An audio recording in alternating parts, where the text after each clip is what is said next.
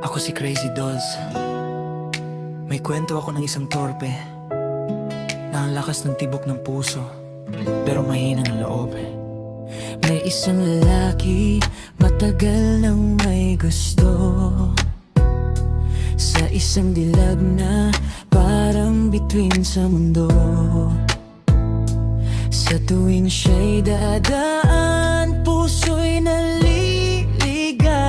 Pero pagkaharap na, wala nang masambit na salita't ilaw.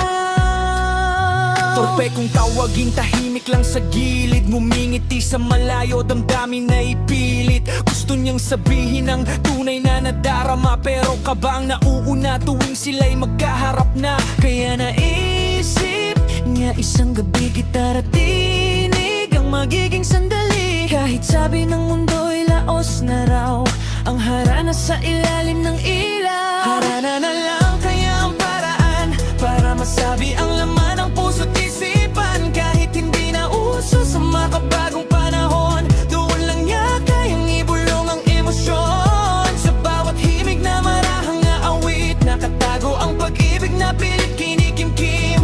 Kung sa harap ay hindi masambit, baka sa harana marinig din. Ang problema, marami ang karibal.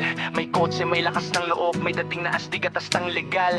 Habang siya may gitara at kaba, at pusong hindi sigurado kung sapat pa ba. Tuwing makikita niyang may kausap ang dalaga, mas lalo siyang natatakot, umaatras ang hininga. Iniisip kung itatago na lang ba o lalaban kahit nanginginig pa. Kung mananahimik pa siya bang buhay, at sa pangarap na lang sila magkasabay, o kakanta sa ilalim ng bintana, at hayaang marinig ng tala.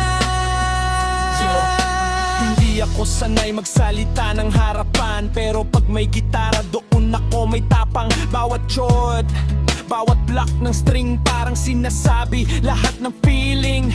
Oo, luma na raw ang ganitong style, pero puso ko di naman naka-modern file. Kung mabigo man, tatanggapin ko na, basta nasabi ko ang dapat kong masabi sa kanya. Harana